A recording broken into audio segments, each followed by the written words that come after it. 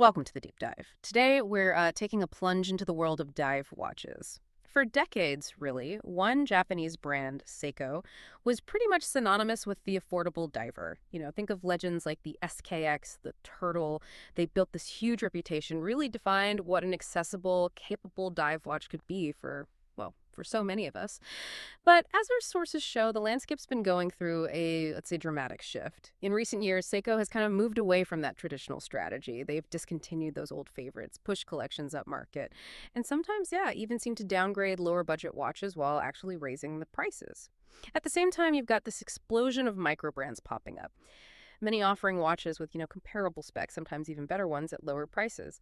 Right? It really sets up a fascinating challenge to the status quo, doesn't it? It just highlights the rise of these new players who seem ready to, well, redefine quality and value in a watch world. And the shift, it's not just about having more options, it's deeper. It's like a reevaluation of the traditional luxury markup. These micro brands, they're using direct-to-consumer setups, they're agile, they're willing to try designs a big company might shy away from. It definitely puts pressure on the established names to rethink things.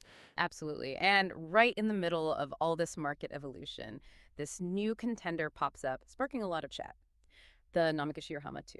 It's this intriguing new Japanese diver, and it makes you ask, okay, how is this going to compete in a field Seiko dominated for so long? People are already calling it the anti-Seiko. Okay, let's unpack this. Our mission for this deep dive. Figure out exactly what makes the Namica Shirahama 2 tick, why it's getting this anti-Seiko label, and, what it tells us about where accessible quality watches are heading. So, yeah, with Seiko changing direction and micro brands surging, it's really interesting how the Shirahama 2 fits in, or doesn't fit in, maybe. Our sources are quite clear. Yeah, it's an affordable Japanese diver, but it's distinctly not trying to be Seiko. It's going its own way. How does that anti-Seiko idea really play out? Well, it's definitely more than just a catchy phrase. When you look at the Shirahama 2, the specs you get for the price, you just don't find that on current Seiko divers in the same price bracket. But it's also about the whole design philosophy, isn't it? Seiko traditionally would probably never make divers this bright, this bold, this colorful, maybe even this intentionally weird. Which raises a good question. What's it mean for a brand, especially a new one, to carve out such a different identity in a market like this? And that difference, you see it immediately. Namica's original Shirahama was conceived as a beach-ready diver, and that idea is still super strong in this sequel. The colors, the combinations, they really are a feast for the eyes, apparently drawing inspiration from Japanese culture. Oh, absolutely. There are four main colorways, and yeah, they're all designed to grab your attention. The most, let's say, basic, though basic is hardly the word, is the Neo Blizzard. That one pairs a white dial with a matte black and white bezel. But then you get these pops of pink and sky blue. The source says the black and white was inspired by yin and yang, Right. and the pink and blue were added just because, well, they just look cool. Fair enough. Sometimes that's the best reason. Then you have the ultra blue, pitched as the ultimate beachside diver. Apparently inspired by the blue and white Suzuki Hustler car you see near Japanese beaches, it's got this lovely sky blue dial and half bezel with white and light orange accents. That's quite specific, the Suzuki Hustler link. Does that resonate, you think, or is it more of an inside nod? Interesting detail either way, but if you want really out there, the Cherry Blossom Candy, that one's got a light pink dial, white and sky blue bezel, and then yellow and green accents on the dial and hands. Sounds like a lot on paper, but the pictures look great. And there's even a kanji version of that one, swap in some markers for Japanese characters. Right. And then, probably the wildest, is the Neo Tokyo. Same bezel and hands as the Neo Blizzard, but the dial, totally different. It's vertically brushed with this gradient blue and purple center, and then a black fume effect ring around the edge. Oh, that smoky edge effect. Exactly. Gives it depth. It's inspired by cyberpunk anime, and it definitely has that retro futuristic vibe. And this isn't just random weirdness, It feels strategic. By going for aesthetics, Seiko usually avoids. Namica's targeting a specific group, people who want expression over, say, brand history. They're making their own space. Wow, yeah, the Neo Tokyo. I can just picture that fume dial. It really does sound like it nails the cyberpunk look. And beyond these amazing dials, you mentioned other standout bits, like the lume sapphire bezel. The bottom half is white and fully lumed. That must look pretty cool in the dark. It does create quite a show, yeah. And the crystal itself is another point of interest. It's sapphire, of course, with anti-reflective coating. Good for readability, less glare. But it has this unique, tall super chamfer, a really pronounced beveled edge. It creates this visual effect, almost like the crystal flows right into the bezel. It's as unique as it is stunning, honestly. Okay, so we've got these vibrant looks, thoughtful details like the chamfer, but what about the actual build, the performance? You said it's thin but capable. How's it engineered, especially with all that visual flair?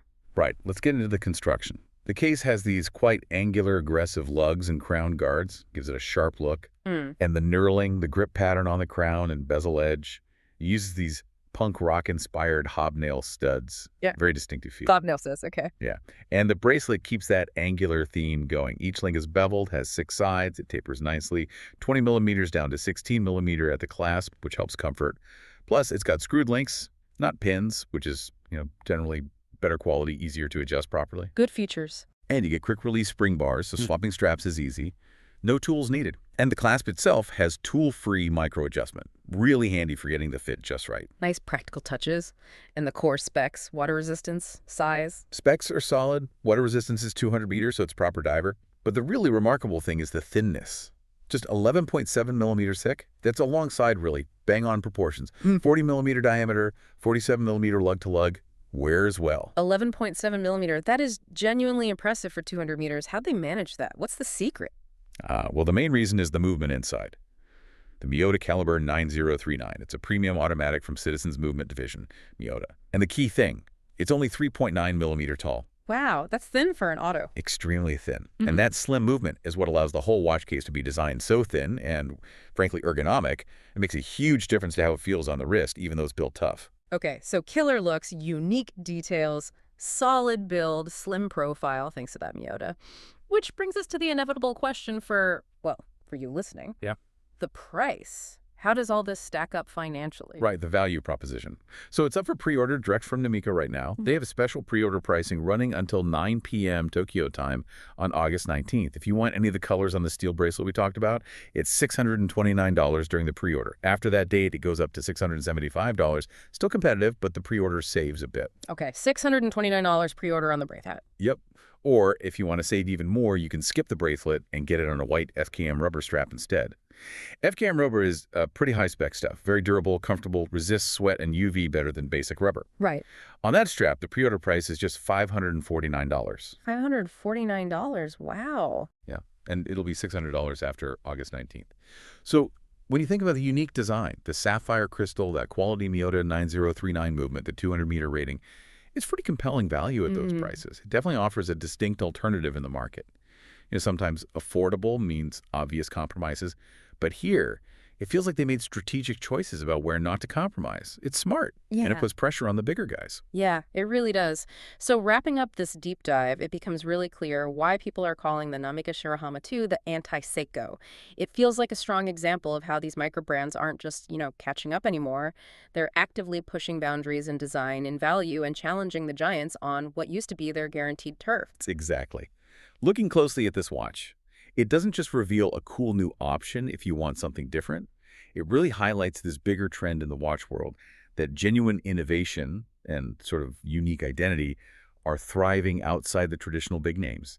And maybe signals a shift in what buyers are looking for, too, maybe moving beyond just brand legacy towards, innovation and direct value. Absolutely. So as you consider this anti-Seiko diver, what does it make you think? About the future of brand loyalty versus just chasing unique design and maybe unexpected value, really in any kind of product. Something to mull over. We'll leave you with that thought.